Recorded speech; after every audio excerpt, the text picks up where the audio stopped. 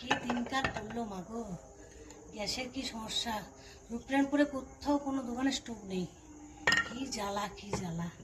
এই রাত্রি কটা বাজে এখন হবে গ্যাস অল্প কাটবো। হ্যাঁ গেলাম। ভাগ্যিস বাপির কয়লাগুলো কিনে গেছিল। আর স্টোভটা আজকে আমাদের পুরো ফুটো হয়ে খারাপ হয়ে গেছে। গোটা রূপনারায়ণপুরে কোথাও স্টোভ নেই। ভাগ্যিস বাপি এই ব্যবস্থাগুলো করে গেছিল বাবা, নাহলে কি হতো বলো দেখিনি। ওগুলো করে রেখেছিল আর আমিও দেখে রেখেছিলাম বলেই আমি ঝটঝট করে এই দোকান থেকে এসে সব রেডি করছি। বাবারে বাবা, পিকনিক হচ্ছে আমাদের, পিকনিক। কি দিনকাল পড়লো বলতো। বাবারি কোথায় গেল না,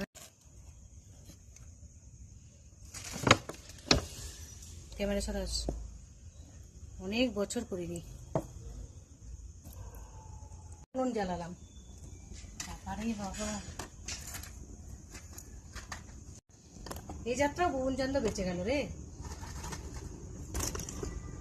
এত বছর পর তুই নুন জ্বালাইনি। তুই কত বছর জ্বালাস না? আমি জ্বালাই, আমি শীতকালে জ্বালাই।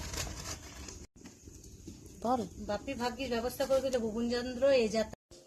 যাক আমার উনুনটা ধরে গেল বাবা, কি শান্তি শান্তি। জ্বলবে না মানে আমি জ্বালাইয়েছি গো, জ্বলবে না মানে কি, জ্বলতে তো হবেই। চিন্তা নাই, খিচুড়ি ফুটে গেছে। তবে খিচুড়ি ফুটে গেছে, আর হয়েছে বাঁধাকপি, বেগুন ভাজা হবে আর পাঁপড় ভাজা। হা হা হা হা, কি দারুণ খিচুড়ি।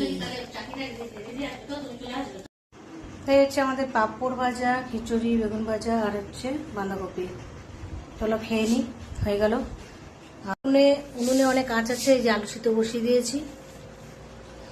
আরো যদি আঁচ থাকে তখন আমি গরম জল করে পায়ে নেবো, চিন্তা নেই। মেহমান খাচ্ছে।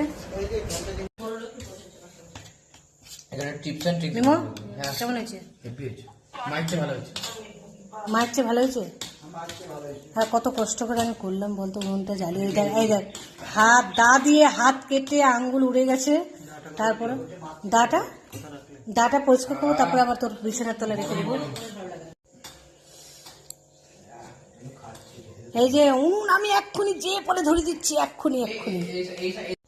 ও বাবারে, এবার তো খেয়ে নি। অনেক খেটে খুঁটে বাপরে দা দিয়ে আঙ্গুল কেটে ফেলেছি। এবারে খেয়ে নি। গুড নাইট সবাইকে।